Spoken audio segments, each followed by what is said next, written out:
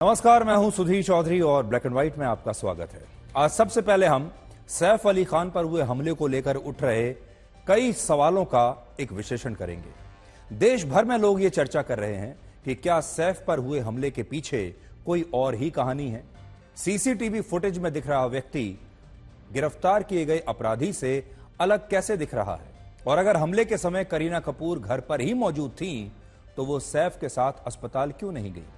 ऐसे कई सवाल हैं जो इस कहानी को पूरी तरह फिल्मी बना देते हैं। आज हम पहली बार आपको सैफ अली खान का वो स्टेटमेंट दिखाएंगे जिसमें उन्होंने पुलिस को इस हमले के बारे में एक एक पल की जानकारी दी है। इसके बाद हम आपको महाकुंभ में फिल्म अभिनेत्री ममता कुलकर्णी का एक नया आध्यात्मिक रूप दिखाएंगे।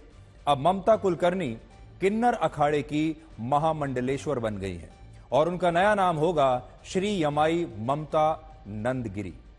और आखिर में आपको यह बताएंगे कि वर्ष 2015 में अरविंद केजरीवाल ने मुझसे ही एक इंटरव्यू में कहा था कि वो कभी अपने लिए सुरक्षा नहीं लेंगे, लेकिन आज वो दिल्ली पुलिस और केंद्र की सुरक्षा के साथ साथ पंजाब पुलिस की सुरक्षा लेने पर भी अड़े हुए हैं। लेकिन आज सबसे पहले हम आपको उन 4 सवालों का सच बताएंगे जो सैफ अली खान पर हुए हमले के मामले में लगातार पूछे जा रहे हैं। देश भर में लोग अपने घरों में, दफ्तरों में, चाय की दुकान पर, बाहर, बस अड्डे पर यह चर्चा कर रहे हैं कि सैफ अली खान पर जो हमला हुआ उस कहानी में कुछ ना कुछ फिल्मी दिखता है, कुछ ना कुछ ऐसा है जो हमें पता नहीं है। कई बातें बहुत शक पैदा करती हैं।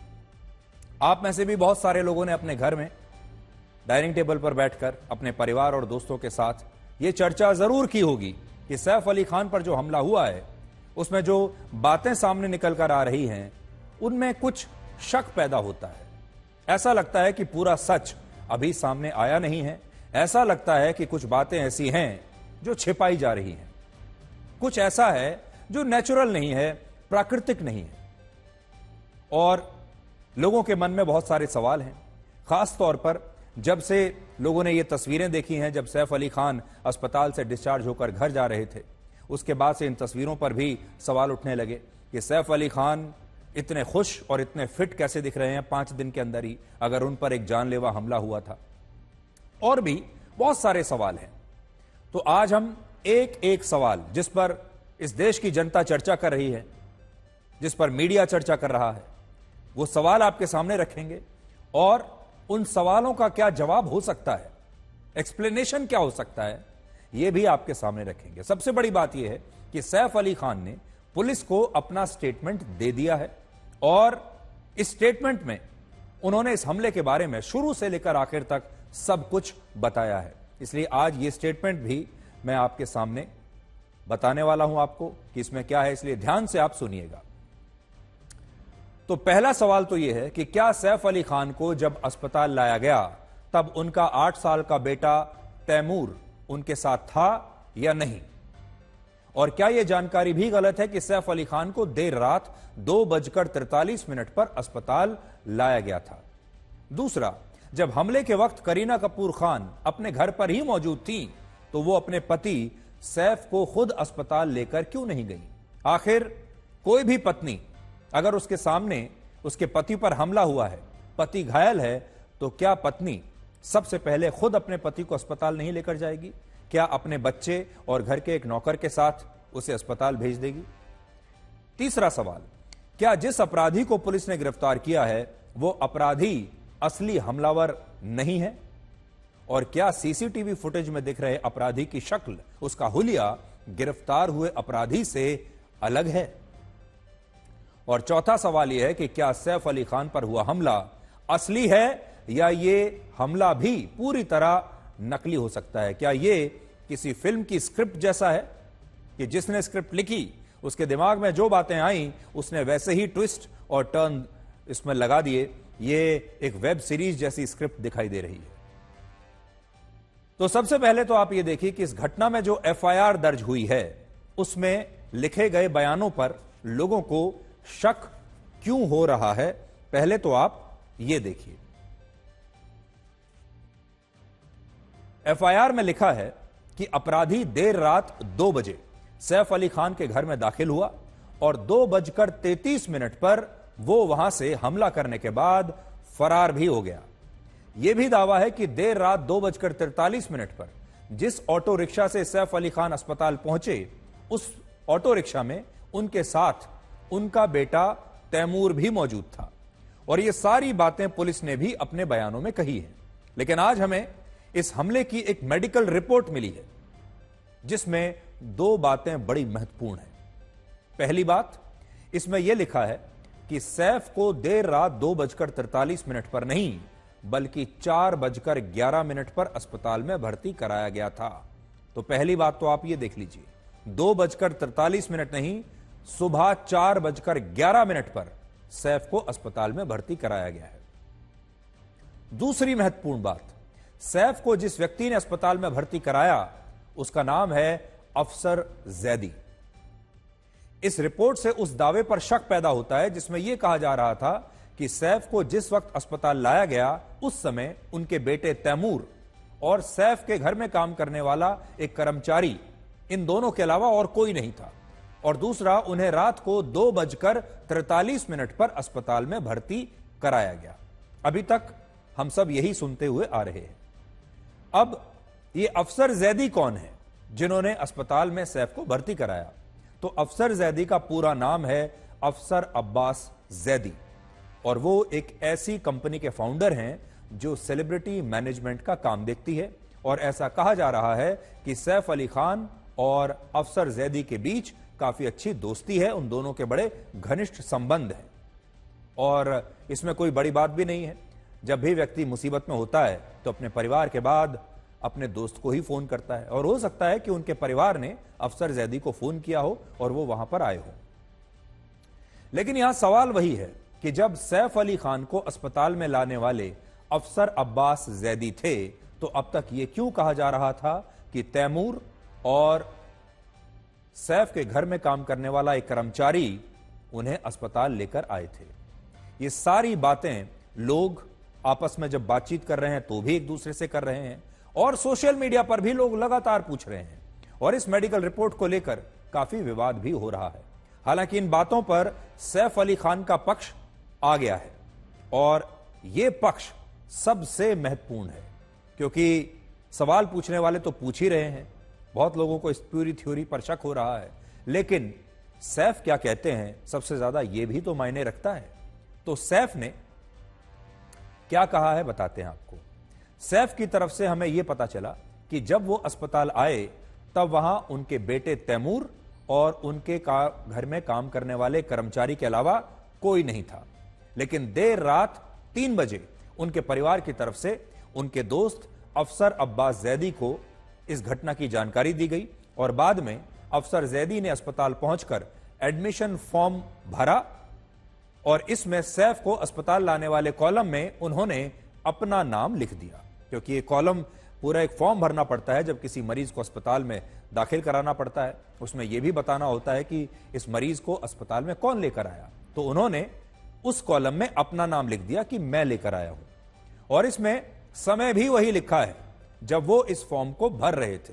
यानी सैफ का कहना है कि इस मेडिकल रिपोर्ट में जो जानकारियां लिखी हैं वो उनके अस्पताल में भर्ती होने के बाद भरी गई है। यानी हो सकता है कि सैफ को 2:45 बजे अस्पताल में भर्ती कराया गया हो, यानी वो पहुंचे हो 2:45 बजे, लेकिन जब ये फॉर्म भरा जा रहा था तब तक 3:15 बज चुके थे, और इसीलिए उस फॉर्म में समय जो है वो बाद का है। दूसरा सवाल यह है कि जब हमले के समय करीना कपूर खान घर पर ही थी, तो वो सैफ के साथ अस्पताल क्यों नहीं गई? ये भी लोग, देश भर के लोग ये पूछ रहे हैं कि कौन सी ऐसी पत्नी होगी जो अपने घायल पति को अपने छोटे बच्चे और एक कर्मचारी के साथ ऑटो में बिठाकर अस्पताल भेज देगी। तो सैफ अली खान ने मुंबई पुलिस को जो अपना बयान दिया है उसके मुताबिक यह घटना उनकी हाउसिंग सोसाइटी की 12वीं मंजिल पर नहीं बल्कि 11वीं मंजिल पर हुई थी। 11वीं मंजिल पर जो अपार्टमेंट है उसमें 3 बेडरूम्स हैं। एक बेडरूम में सैफ और करीना रहते हैं, और दूसरे में उनके बेटे तैमूर रहते हैं, और तीसरे बेडरूम में उनके छोटे बेटे जहांगीर रहते हैं। सैफ के बयान के मुताबिक जिस समय यह घटना हुई उस वक्त वो और करीना अपने बेडरूम में थे। यानी करीना कपूर खान उस समय घर से बाहर नहीं थी, बल्कि वो हमले के समय घर पर ही थी। सैफ ने कहा है कि उन्होंने और करीना ने बाहर से किसी के चीखने चिल्लाने की आवाज सुनी, जिसके बाद वो अपने बेडरूम से बाहर आ गए और उन्होंने ये देखा कि एक अज्ञात व्यक्ति उनके छोटे बेटे जहांगीर के कमरे के पास खड़ा है और जहांगीर रो रहा है। यह देखकर जब सैफ ने हमलावर को पकड़ने की कोशिश की तो हमलावर ने सैफ पर अटैक कर दिया और इसके बाद वो वहां से फरार हो गया। सैफ के मुताबिक जिस वक्त वो घायल थे तब करीना और उनके बाकी कर्मचारी उनके साथ मौजूद थे और यही बात अभी लोगों में शक पैदा कर रही है कि जब करीना ये सब देख रही थी और सैफ पर चाकू से हमला हुआ और वो देख रही हैं कि सैफ के शरीर से खून बह रहा है, तब भी वो खुद सैफ को अस्पताल लेकर क्यों नहीं गई। ये सवाल मुझसे भी न जाने कितने लोगों ने पूछा कि ऐसा कैसे हो सकता है। इन सवालों पर सैफ की सफाई सुनिए। सैफ का कहना है कि इस अपराधी को देखकर उनका छोटा बेटा जहांगीर बहुत घबरा गया था। वो लगातार रो रहा था, जिसके कारण करीना ने घर पर ही रुकने का फैसला किया और करीना को यह लगा कि इस समय उस छोटे बच्चे के साथ रहना जरूरी है और उन्होंने तैमूर और सैफ अली खान के कर्मचारी को सैफ को अस्पताल ले जाने के लिए भेज दिया। यहां एक और अजीब सी बात यह है कि जब अपराधी को सैफ के कर्मचारियों ने जहांगीर के कमरे में बंद कर दिया था तो वो वहां से फरार आखिर हुआ कैसे। अब पुलिस का यह कहना है कि अपराधी सैफ की हाउसिंग सोसाइटी में पीछे की दीवार से कूदकर अंदर आया था। इसके बाद वो पहली मंजिल तक एक पाइप से चढ़कर गया। पहली मंजिल से 10वीं मंजिल पर वो सीढ़ियों से बाकायदा चढ़कर पहुंचा सबके सामने और फिर 10वीं मंजिल से 11वीं मंजिल पर वो फिर से पाइप के सहारे चढ़कर ऊपर आया और 11वीं मंजिल पर जहां जहांगीर के कमरे का बाथरूम है वहां खिड़की पर एक जाली लगी थी। इस जाली को तोड़कर यह अपराधी सैफ के घर में दाखिल हुआ और जब घटना के बाद सैफ के स्टाफ ने इस अपराधी को फिर से जहांगीर के कमरे में बंद किया तो वो वापस इसी खिड़की के रास्ते पहले पाइप से 10वीं मंजिल पर आया और बाद में 10वीं मंजिल से पहली मंजिल तक सीढ़ियों से नीचे गया और फिर पहली मंजिल से ग्राउंड फ्लोर पर जाने के लिए उसने दोबारा से वैसे ही पाइप का सहारा लिया। यानी जिस तरीके से वो बिल्डिंग में घुसा था बिल्कुल उसी तरीके से वो बिल्डिंग से बाहर भी निकला और आखिर में वो फिर से पीछे की दीवार को फांदकर इस हाउसिंग सोसाइटी से फरार हो गया। इससे यह तो समझ में आता है कि आरोपी कमरे में बंद होने के बाद भी कैसे भागा होगा, लेकिन यहां एक सवाल यह भी है कि क्या किसी भी अपराधी के लिए कुछ ही मिनटों में 11वीं मंजिल से खिड़की से घुसकर पाइप और सीढ़ियों से नीचे उतरकर और दीवार फांदकर भागना इतना आसान हो सकता है। यह सवाल इसलिए भी उठा क्योंकि ऐसा दावा है कि सैफ अली खान 2:43 पर ऑटो रिक्शा से अस्पताल पहुंच गए थे, जबकि यह अपराधी 2:30 बजे के आसपास जहांगीर के कमरे में बंद था। तो सवाल यह भी है कि कुछ मिनटों में यह अपराधी कैसे खिड़की पर चढ़ा, कैसे पाइप से 10वीं मंजिल पर पहुंच गया, कैसे पहली मंजिल पर फिर से पाइप के सहारे वहां से ग्राउंड फ्लोर पर आ गया और कैसे ये इतने शोर और हंगामे के बीच दीवार को फिर से फांदकर इस हाउसिंग सोसाइटी से फरार हो गया। और इस दौरान सैफ के परिवार ने ना कोई शोर मचाया, ना किसी पड़ोसी को उठाया और किसी को भी कानों कान खबर नहीं हुई कि इतनी बड़ी घटना इस घर में हो रही है। एक और सवाल यह है कि क्या जिस अपराधी को पुलिस ने गिरफ्तार किया है वो अपराधी असली हमलावर नहीं है। अब बहुत सारे लोगों ने जब ये सीसीटीवी फुटेज देखा और इस फुटेज में जो अपराधी उन्हें दिख रहा है और जिस व्यक्ति को पुलिस ने गिरफ्तार किया है, ये दोनों अलग अलग दिखाई देते हैं। अब मैं बड़ी स्क्रीन पर आपको दोनों को दिखाता हूं, आप भी ध्यान से देखिए। एक बार जरा बड़ी स्क्रीन पर आप देखिए। एक तरफ वो व्यक्ति है जो सीसीटीवी में दिख रहा है, जो सीढ़ियों से भाग रहा है, और दूसरी तरफ वो व्यक्ति है जिसे पुलिस ने गिरफ्तार किया है। अब आप भी अगर अपना सामान्य ज्ञान भी लगाएंगे, कॉमन सेंस भी अगर लगाएंगे, तो ज्यादातर लोगों को यही लगेगा कि ये दोनों लोग अलग दिख रहे हैं। एक जैसे नहीं दिख रहे हैं और इनकी उम्र में भी काफी फर्क दिखाई दे रहा है। अगर आप देखेंगे सीसीटीवी फुटेज में जो व्यक्ति आपको दिख रहा है, यह व्यक्ति उम्र में थोड़ा कम दिखता है, ये युवा दिख रहा है। देखिए, ये जब आया था तो इसने अपने चेहरे पर कपड़ा बांधा हुआ था, लेकिन जब गया तो कपड़ा उतर गया था। और पुलिस ने जिसे गिरफ्तार किया है वो व्यक्ति उम्र में थोड़ा ज्यादा दिखाई दे रहा है। और बालों को अगर आप ध्यान से देखेंगे तो दोनों के बाल भी आपको अलग अलग नजर आएंगे। जिस व्यक्ति को पकड़ा है उसके थोड़े हल्के बाल हैं, थोड़े पके हुए बाल हैं, और जो व्यक्ति आपको भागते हुए दिख रहा है इस व्यक्ति के घने बाल हैं, काले बाल हैं। कुछ मीडिया रिपोर्ट्स में यह दावा किया गया कि हमला करने वाले अपराधी और गिरफ्तार हुए आरोपी का चेहरा, आंख, उसके होंठ, माथा और पूरी जो बनावट है चेहरे की वो बिल्कुल अलग है।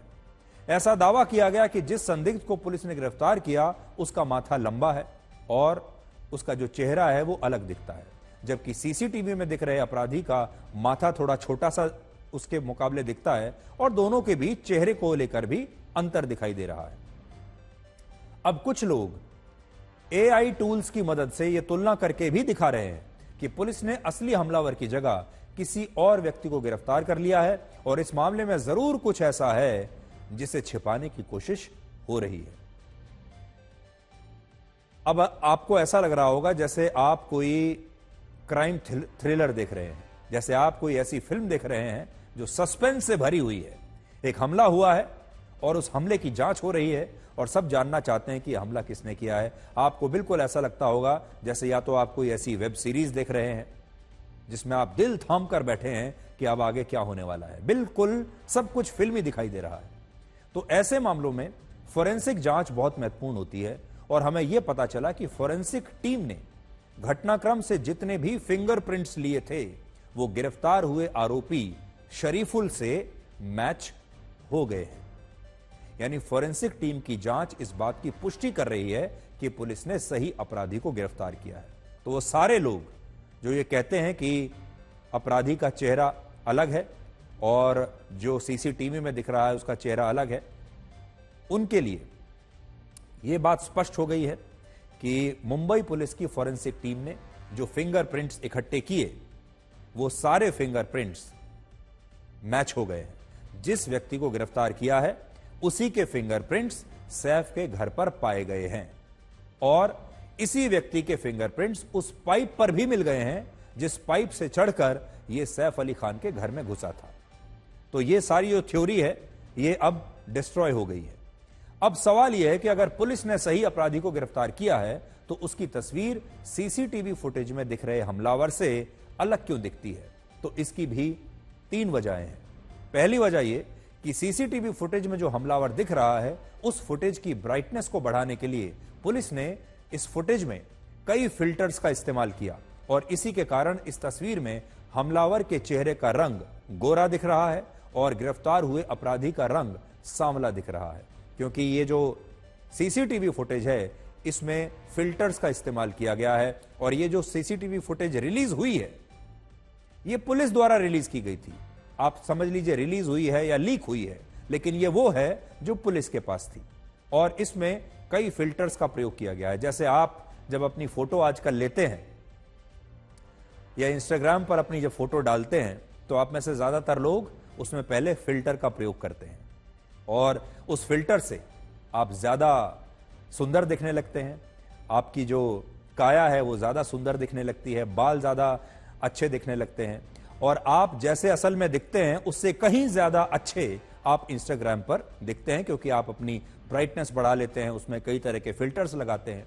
तो आप ये समझ लीजिए कि इस अपराधी की भी ये फिल्टर वाली फोटो है। ये अपराधी असल में ऐसा दिखता है, लेकिन यही अपराधी अगर इंस्टाग्राम पर अपनी फोटो डाले तो शायद ऐसा दिखेगा, क्योंकि उसमें बहुत सारे फिल्टर्स का प्रयोग किया गया है, इसमें ब्राइटनेस को बढ़ा दिया गया है। दूसरा, जो लोग ये कह रहे हैं कि दोनों अपराधियों की आंख, नाक, माथा एक दूसरे से नहीं मिलते, तो इसका कारण यह हो सकता है कि सीसीटीवी फुटेज वाली तस्वीर टॉप एंगल से ली गई है। अगर आप इसमें देखें तो सीसीटीवी फुटेज में यह कैमरा शायद कहीं ऊपर छत के आसपास लगा होगा और यह ऊपर से तस्वीर ली गई है। और दूसरी जो तस्वीर है जो गिरफ्तार होने के बाद इस व्यक्ति की ली गई है, यह तस्वीर सामने से या थोड़ा नीचे से ली गई है। जब किसी व्यक्ति की एक तस्वीर ऊपर से खींची जाती है और दूसरी तस्वीर सामने से खींची जाती है तो दोनों तस्वीरों में थोड़ा बहुत अंतर चेहरे पर आ जाता है और ऐसा कैमरे के एंगल के कारण होता है और संभव है कि इस मामले में भी शायद यही हुआ हो और इससे दोनों अपराधियों की हाइट भी कम या ज्यादा दिख सकती है। तीसरी बात यह है कि इन दोनों तस्वीरों में आरोपियों के बाल अलग अलग दिखते हैं। जो अपराधी है जिसका नाम है शरीफुल, जो बांग्लादेश से भागकर अवैध रूप से यहां आया है, शरीफुल के बाल छोटे हैं जबकि सीसीटीवी फुटेज में दिख रहे अपराधी के बाल लंबे हैं और इससे भी एक शक पैदा हो रहा है।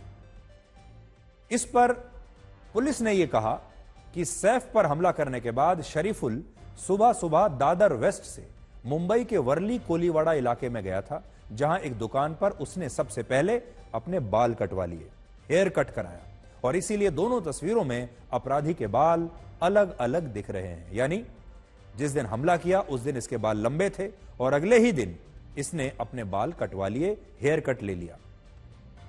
हालांकि बांग्लादेश में शरीफुल के पिता ने यह दावा किया है कि सैफ पर हमला करने वाला अपराधी उनका बेटा नहीं है और उनके बेटे ने कभी भी अपने जीवन में इतने लंबे बाल रखे ही नहीं है।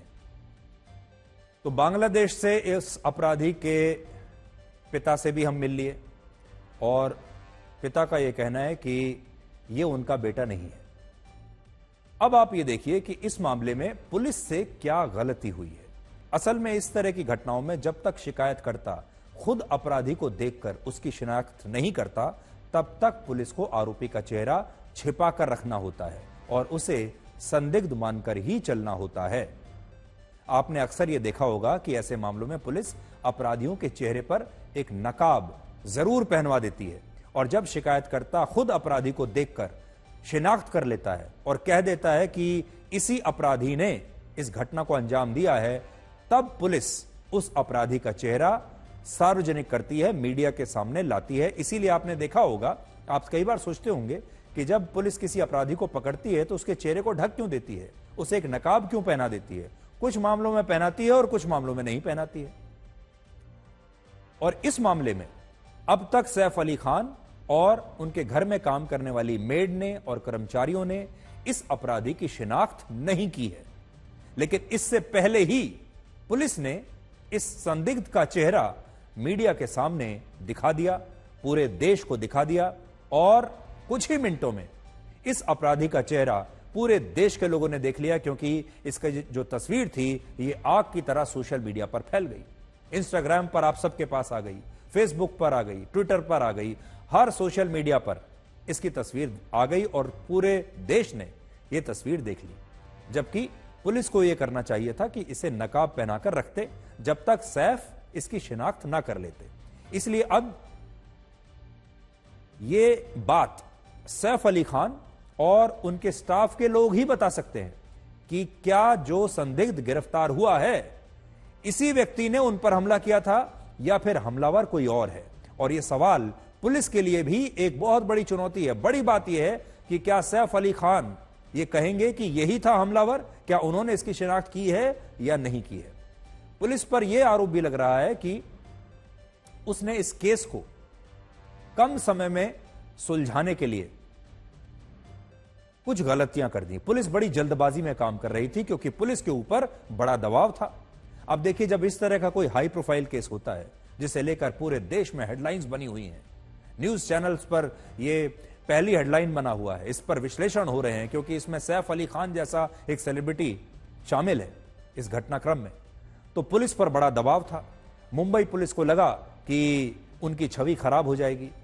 पहले ही उन पर यह सवाल उठ रहा था कि जो पूरा इलाका है बांद्रा का, ये असुरक्षित हो गया है, बांद्रा में हो क्या रहा है, एक के बाद एक हमले हो रहे हैं। तो हो सकता है मुंबई पुलिस थोड़ी दबाव में आ गई हो और उन पर यह दबाव हो कि जल्दी से जल्दी इस केस को निपटाइए, इसे सॉल्व कीजिए, जिसकी वजह से उसने किसी और व्यक्ति को गिरफ्तार करके उसे हमलावर बता दिया हो। ये ऐसी बातें सामने आ रही हैं, उठ रही हैं।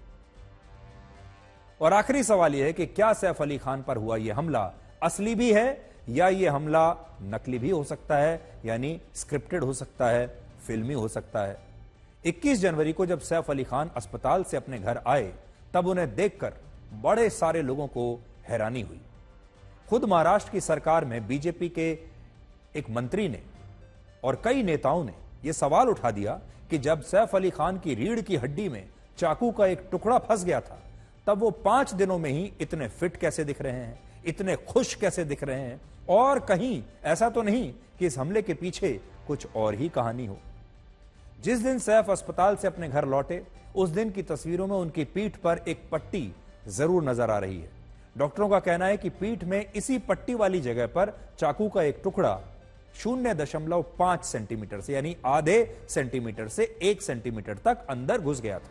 और यह घाव अगर 2 मिलीमीटर और ज्यादा गहरा हो जाता तो सैफ अली खान की रीढ़ की हड्डी डैमेज हो सकती थी, लेकिन ऐसा नहीं हुआ। वो किस्मत वाले थे और वो बच गए।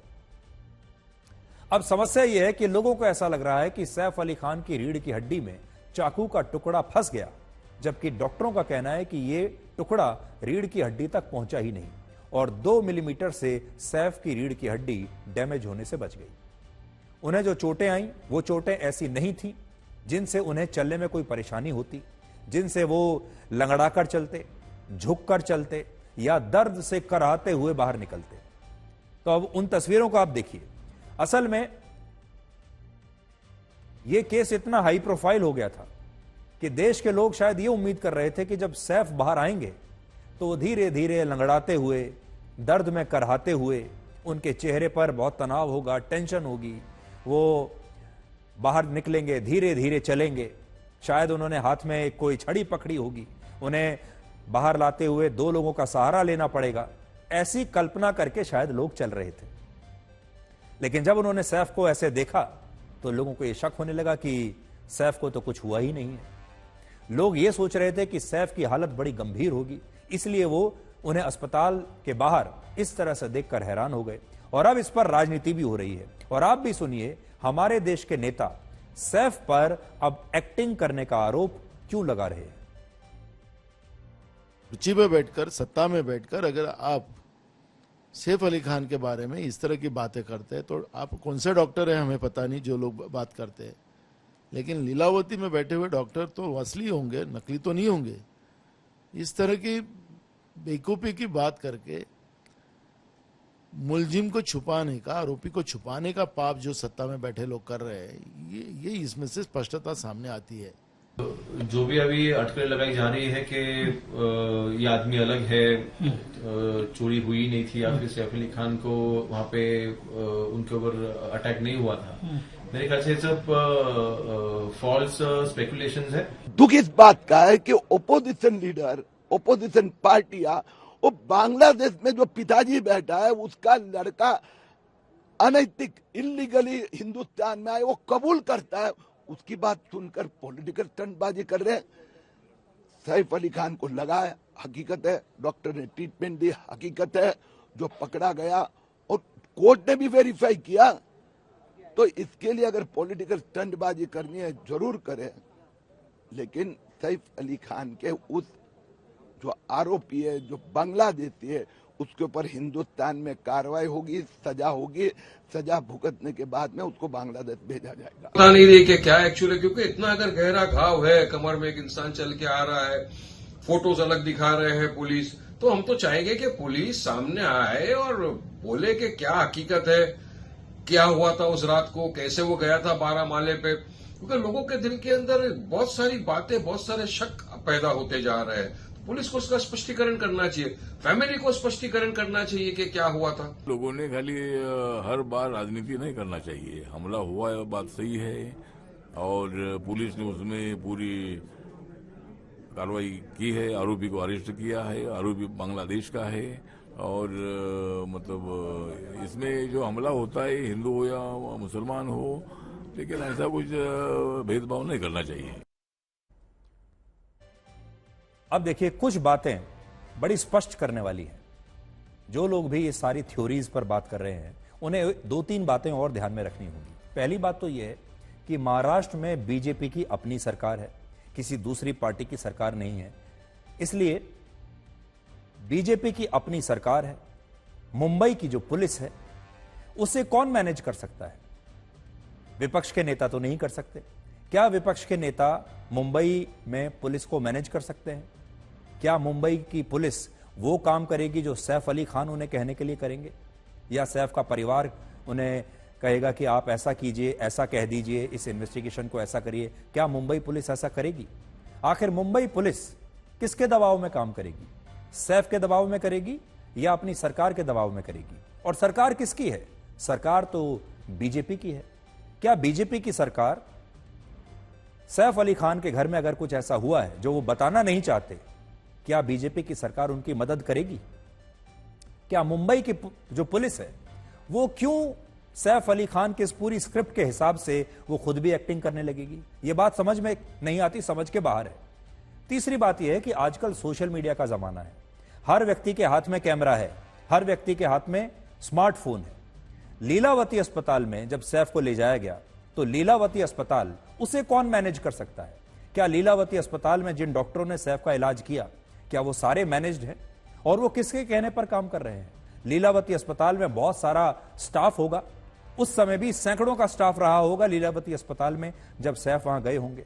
5 दिन जब वो वहां पर रहे होंगे तब भी उनकी जो पर्चियां बनी हैं, उनका जो इलाज हुआ है, कैसे कैसे क्या क्या हुआ है, ये सारी बातें वहां एक व्यक्ति तक नहीं बल्कि बहुत सारे डॉक्टरों को पता होंगी, बहुत सारे स्टाफ के लोगों को पता होंगी। इसलिए आज के जमाने में किसी भी बात को छुपाना इतना आसान नहीं है। तो 3 बातें आप याद रखिएगा, बीजेपी की सरकार है वहां पर, मुंबई पुलिस, और तीसरा लीलावती अस्पताल का स्टाफ और डॉक्टर। क्या ये तीनों मिले हुए हैं? और फिर अगर ये तीनों ही मिल गए हैं और मिलकर सैफ को बचा रहे हैं, और सैफ ने अगर एक थ्योरी बना दी है और ये तीनों ही उस थ्योरी को उसी स्क्रिप्ट के हिसाब से काम कर रहे हैं, यानी बीजेपी की सरकार, मुंबई पुलिस और लीलावती अस्पताल, तो फिर आप समझ लीजिए कि कोई बहुत ही बड़ा दबाव होगा जो सैफ ने इन पर डलवाया होगा। और एक और खास बात यह है कि जब यह अपराधी पकड़ा गया है, अब सैफ को और सैफ के घर में उस समय मौजूद रहे लोगों को, उनके कर्मचारियों को, अगर करीना ने देखा है तो करीना कपूर खान को भी, अब इस अपराधी की पहचान करनी होगी, शिनाख्त करनी होगी। इन सारे लोगों को यह बताना होगा कि हां, यही अपराधी था जिसने हमारे ऊपर हमला किया था। तो क्या सैफ इसे पहचानेंगे या पहचानते हैं? और दूसरा, जब इस व्यक्ति ने हमला किया होगा, हो सकता है तब इसने अपना चेहरा ढक रखा हो और भागते हुए बाद में इसका जो कपड़ा है चेहरे से, नकाब जो है वो गिर गया हो। तो अगर इसने अपने चेहरे पर कपड़ा बांधा हुआ था, तब हो सकता है सैफ भी ये कहें कि मैं नहीं पहचान सकता क्योंकि इसका चेहरा ढका हुआ था। इसलिए अभी एक और ट्विस्ट के लिए तैयार रहिए, इस कहानी में एक ट्विस्ट और आ सकता है। इसलिए मैं आपको कह रहा हूं ये एकदम वेब सीरीज जैसी कहानी है। और वो ट्विस्ट ये होगा जब सैफ ये कहेंगे कि ये जो चेहरा है इस व्यक्ति का, ये मैं पहचान नहीं सकता क्योंकि इसके चेहरे पर उस समय नकाब था। इसलिए अब जो अगली गुत्थी है वो ये है कि सैफ इसे पहचानते हैं या नहीं, और क्या उस समय इसने अपना चेहरा ढका हुआ था या नहीं। और इस मामले में चुनौती हमारे नेताओं के लिए भी है। उन्हें यह समझ में नहीं आ रहा कि वो वोट बैंक के लिए बांग्लादेश से घुसपैठ करके आए शरीफुल का समर्थन करें या वो सैफ अली खान का समर्थन करें। सैफ अली खान का धर्म भी इस्लाम है और गिरफ्तार हुए आरोपी का धर्म भी इस्लाम है। और इसीलिए हमारे देश में कुछ नेता अभी भी धर्म को लेकर जरा असमंजस में पड़े हुए हैं कि करें तो करें क्या। अगर इन दोनों में से किसी का एक धर्म भी अलग निकल आता तो यहां पर धर्म का एंगल भी आ जाता, लेकिन धर्म का एंगल अभी बन नहीं रहा है। अब हम आपको महाकुंभ में फिल्म अभिनेत्री ममता कुलकर्णी का एक नया आध्यात्मिक रूप दिखाएंगे। अब ममता कुलकर्णी किन्नर अखाड़े की महामंडलेश्वर बन गई हैं और उनका नया नाम होगा श्री यमाई ममता नंदगिरी। ममता कुलकर्णी महामंडलेश्वर की यह पदवी किन्नर अखाड़े ने दे दी है और यह अखाड़ा वर्ष 2015 में बना था और यह सनातन धर्म के 13 प्रमुख अखाड़ों से अलग है।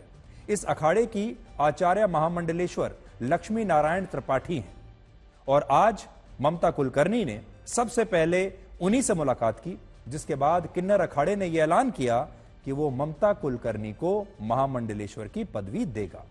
और जिस तरह किसी संस्था, कंपनी या सरकार का संचालन अलग अलग पदों पर बैठे लोग करते हैं, ठीक उसी तरह से अखाड़ों में भी संचालन के लिए साधु संतों और सन्यासियों को एक पदवी दी जाती है और इनमें सबसे बड़ा पद होता है शंकराचार्य का और दूसरा बड़ा पद होता है महामंडलेश्वर का।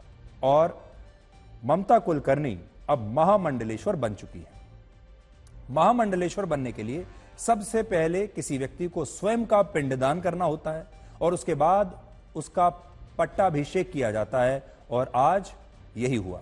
आज महामंडलेश्वर बनने के लिए ममता कुलकर्णी ने संगम की त्रिवेणी में पहले पवित्र स्नान किया, इसके बाद अपना पिंडदान करके उन्होंने अपनी ममता कुलकर्णी की पहचान को हमेशा के लिए त्याग दिया।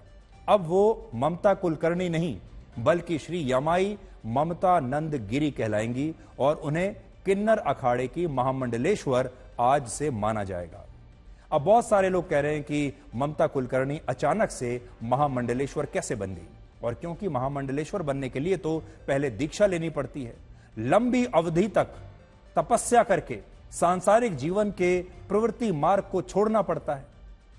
अखाड़ों का नियम है कि जो व्यक्ति महामंडलेश्वर बनता है उसे पहले सन्यासी होना चाहिए और बहुत लंबे समय तक तपस्या करनी चाहिए। उसमें सांसारिक मोह माया के लिए त्याग की भावना होनी चाहिए, पारिवारिक संबंधों से दूर हो जाना चाहिए और वेद पुराणों का ज्ञान होना तो बहुत ही आवश्यक है। तो क्या ये सब ममता कुलकर्णी ने किया है? क्या उन्हें वेद पुराणों का भी अच्छा खासा ज्ञान है? अगर आप ममता कुलकर्णी के जीवन को देखेंगे तो आपको यह पता चलेगा कि कुछ समय पहले तक उनका जीवन विवादों से भरा हुआ था। असल में एक ही जीवन काल में उन्होंने सब कुछ देख लिया। आरोप लगता है कि वर्ष 2013 में ममता कुलकर्णी ने हिंदी फिल्म इंडस्ट्री को छोड़कर एक ड्रग माफिया जिसका नाम है विकी गोस्वामी से दुबई में जाकर शादी कर ली और यह वही ड्रग माफिया है जिसे दुबई में ड्रग्स की तस्करी के लिए 12 वर्षों की जेल हो गई थी। हालांकि ममता कुलकर्णी इन आरोपों को गलत बताती हैं, लेकिन सच यह है कि वर्ष 2016 में मुंबई पुलिस ने ड्रग्स की तस्करी के लिए एक मामले में उनके खिलाफ भी अरेस्ट वारंट जारी कर दिया था और यह बताया था कि उसने मुंबई से 80 लाख रुपए की ड्रग्स बरामद की हैं, जिसका संबंध एक ऐसी कंपनी से था जिसकी डायरेक्टर खुद ममता कुलकर्णी थी। ममता कुलकर्णी खुद कहती हैं कि वो ड्रग माफिया विकी गोस्वामी से प्यार करती हैं और इस दौरान वो वर्ष 2000 से लेकर 2024 तक 24 साल या समझ लीजिए 25 साल भारत से दूर रही। इसके अलावा जब ममता कुलकर्णी ने हिंदी फिल्म इंडस्ट्री को छोड़ा नहीं था, जब वो यहां काम कर रही थी, तब उन पर अंडरवर्ल्ड से कनेक्शन रखने के कई आरोप लगे थे और कहा जाता था कि एक फिल्म के लिए उन्होंने अंडरवर्ल्ड के अपराधियों से फिल्म डायरेक्टर को फोन भी करवाया था। वर्ष 1993 में उन्होंने एक मैगजीन के लिए टॉपलेस फोटोशूट भी किया था, जिस पर देश भर में तब बड़ा हंगामा हुआ था और यही कारण है कि आज ममता कुलकर्णी के महामंडलेश्वर बनने से लोग हैरान हो रहे हैं। बहुत सारे लोग ये भी कह रहे हैं कि क्या यह सनातन धर्म का अपमान नहीं है। वो ये भी पूछ रहे हैं कि ममता कुलकर्णी ने महामंडलेश्वर बनने के लिए किन्नर अखाड़े को ही क्यों चुना है। तो इसका कारण यह है कि किन्नर अखाड़ा सनातन धर्म के 13 प्रमुख अखाड़ों से अलग है। यह वो अखाड़ा है जिसमें सन्यासी बनने के बाद भी भौतिक जीवन जिया जा सकता है। देखिए इसमें कैच है, इस अखाड़े में अगर आप जाते हैं, महामंडलेश्वर बनते हैं, तो आप एक संत होने के साथ साथ भौतिक जीवन भी जी सकते हैं और इसमें महामंडलेश्वर बनने के लिए सांसारिक और पारिवारिक रिश्तों को खत्म करना अनिवार्य नहीं होता और यही कारण है कि ममता कुलकर्णी ने इस अखाड़े को चुना और अब वो भौतिक जीवन जीते हुए भी सन्यासी बनकर रह सकेंगी, यानी वो सन्यासी भी बनी रहेंगी और मुंबई में पार्टीज भी करती रहेंगी। इसमें उन्हें वैराग्य वाला जीवन नहीं बिताना होगा। वो दफ्तर जा सकती हैं, काम कर सकती हैं, पार्टीज कर सकती हैं, जैसे कोई भी व्यक्ति रहता है वैसे ही रह सकती हैं और साथ ही अपने आप को सन्यासी भी बता सकती हैं।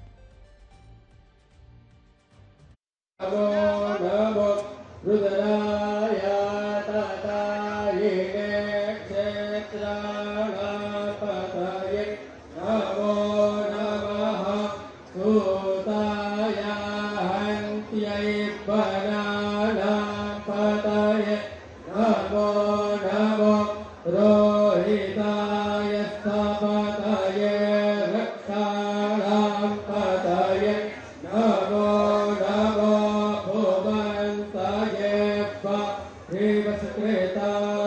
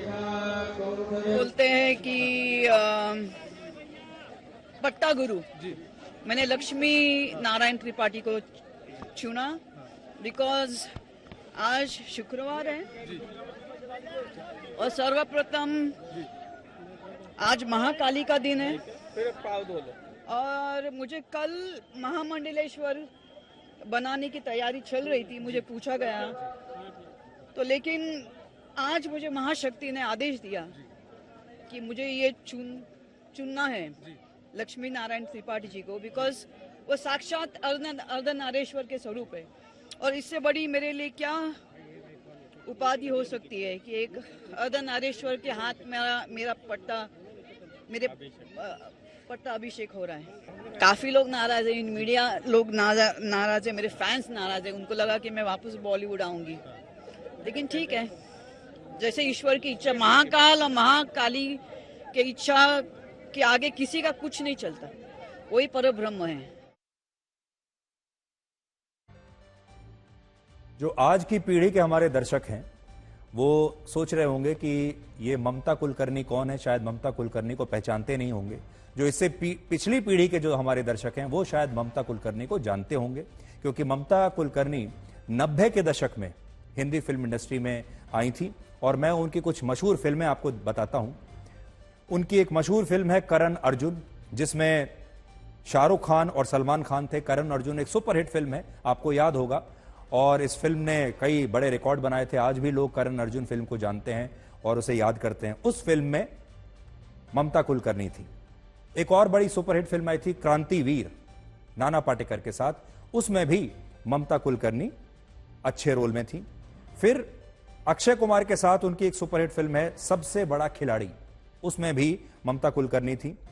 फिर आमिर खान के साथ भी उन्होंने काम किया है। एक फिल्म आई थी बाजी, बाजी में वो आमिर खान के साथ दिखाई दी थी। और एक और फिल्म थी चाइना गेट, ये भी एक बड़ी फिल्म थी, इसमें भी ममता कुलकर्णी देखी गई थी। तो आप समझ लीजिए कि शाहरुख खान से लेकर सलमान खान, अक्षय कुमार, आमिर खान, इन सब बड़े बड़े स्टार्स के साथ ममता कुलकर्णी काम कर चुकी हैं। बड़ी बात यह है कि ममता कुलकर्णी ने अपने एक जीवन काल में पहले स्टारडम देखा। इतने जल्दी, इतने कम उम्र में उन्होंने ये स्टारडम देख लिया। वो बहुत बड़ी नायिका बन गई। उसके बाद वो अपराध की दुनिया में चली गई, क्योंकि उन्हें किसी ऐसे ड्रग लॉर्ड से प्यार हो गया जो ड्रग्स की तस्करी करता था। फिर वो अपराध की दुनिया में गई। उन्होंने ड्रग्स देखी, उन्होंने अपराध देखा, तस्करी देखी, वो समय उन्होंने बिताया। और जिस अपराधी से वो प्यार करती थी, ऐसा आरोप है, वो खुद भी, विकी गोस्वामी, वो खुद भी जेल में रहा। ये सब होने के बाद अब वो वापस मुंबई लौटी हैं, यानी भारत लौटी हैं, और अब वो अध्यात्म की तरफ जाना चाहती हैं। इसके दो ही कारण हो सकते हैं। एक तो ये कि वाकई ममता कुलकर्णी अब थक चुकी हैं। उन्होंने अपने जीवन में सब कुछ देख लिया, स्टारडम देख लिया, पैसा देख लिया, अपराध देख लिया, अच्छे दिन देख लिए, बुरे दिन देख लिए। और कई बार व्यक्ति जब अपने जीवन में सब कुछ बहुत जल्दी देख लेता है तो उसे विरक्ति होने लगती है। एक थ्योरी तो ये हो सकती है। दूसरी ये भी कि अब वो भारत आई हैं, वो अपने पुराने पापों का प्रायश्चित करना चाहती हैं, अपनी छवि को सुधारना चाहती हैं, और चाहती हैं कि लोग अब उन्हें उनके पास्ट की नजर से ना देखें, और अब वो एक अपनी नई छवि लोगों के सामने प्रस्तुत करना चाहती हैं। और अक्सर एक्टर्स के बारे में कहा जाता है कि एक्टर्स अपनी इमेज को मैनेज करने के लिए कुछ भी कर सकते हैं। इसलिए यह भी हो सकता है कि ये एक्टिंग हो ममता कुलकर्णी की, और यह भी हो सकता है कि वो वाकई पश्चाताप कर रही हैं, प्रायश्चित करना चाहती हैं। तो इसमें दोनों तरह के लोग होंगे जो कहेंगे कि ये सिर्फ और सिर्फ एक्टिंग है, और दूसरे ये भी होंगे जो कहेंगे कि शायद ये पश्चाताप कर रही हैं। अब ये महामंडलेश्वर बन चुकी है। सनातन धर्म का प्रकाश लोगों के बीच फैलाना होगा, और लोगों को सन्यासी बनने के लिए दीक्षा देनी होगी। और महामंडलेश्वर की पदवी मिलने से उन्हें, जो शिष्य बनते हैं उनके, लोगों से जुड़ाव, समाज में उठना बैठना, घूमना फिरना, कोई आर्थिक लाभ न लेना, कुंभ के शाही स्नान में महामंडलेश्वर रथ पर सवार होकर निकलना, ये सब वो कर पाएंगी। और महामंडलेश्वर के लिए कुंभ में वीआईपी व्यवस्था, सुरक्षा के अलग प्रबंध, आगे पीछे नेताओं अधिकारियों का जमघट, ये सब महामंडलेश्वर के आसपास देखा जाता है।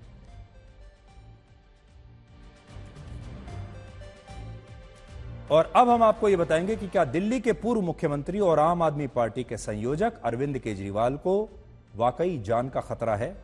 चुनाव आयोग और दिल्ली पुलिस के निर्देशों के बाद आज अरविंद केजरीवाल की सुरक्षा से पंजाब पुलिस को हटा दिया गया है। यानी पंजाब पुलिस जो उन्हें सुरक्षा दे रही थी उसे हटा लिया गया है और इस फैसले से आम आदमी पार्टी में काफी नाराजगी है। आम आदमी पार्टी का आरोप है कि बीजेपी और दिल्ली पुलिस मिलकर अरविंद केजरीवाल के खिलाफ एक बड़ी साजिश कर रहे हैं और पंजाब पुलिस की सुरक्षा हटने से दिल्ली पुलिस की सुरक्षा में उनकी जान को खतरा हो सकता है। वर्ष 2015 में अरविंद केजरीवाल ने मेरे साथ ही एक इंटरव्यू में कहा था कि वो कभी अपने लिए सुरक्षा नहीं लेंगे, लेकिन आज वो दिल्ली पुलिस और केंद्र की सुरक्षा के साथ साथ पंजाब पुलिस की सुरक्षा लेने पर भी अड़े हुए हैं। ये प्योर और शुद्ध राजनीति है और मुझे खेद है कि सुरक्षा, पर्सनल व्यक्तिगत सुरक्षा को राजनीति के हवाले कर दिया गया है। कम से कम सेफ्टी एंड सिक्योरिटी पे राजनीति नहीं होनी चाहिए। Thank you. आपने देखा होगा हर चुनाव में नेताओं की जान को खतरे को लेकर अक्सर एक कार्ड खेला जाता है और ये चुनाव में एक ऐसा कार्ड होता है कि जैसे ही नेता कहता है कि मेरी जान को खतरा है तो जनता के बीच में एक अलग सहानुभूति की लहर पैदा हो जाती है और अरविंद केजरीवाल दिल्ली के वोटर्स को यह बताने की कोशिश कर रहे हैं कि उनकी जान को वाकई में खतरा है। तो आज के लिए ब्लैक एंड व्हाइट में इतना ही। अब आपसे हमारी अगली मुलाकात होगी कल रात 9 बजे। तब तक आप खुश रहिए, सुरक्षित रहिए, स्वस्थ रहिए। और ये कलयुग है, यहां पाप के घड़े नहीं बल्कि पाप के बड़े बड़े ड्रम होते हैं जो कभी नहीं भरते। नमस्कार।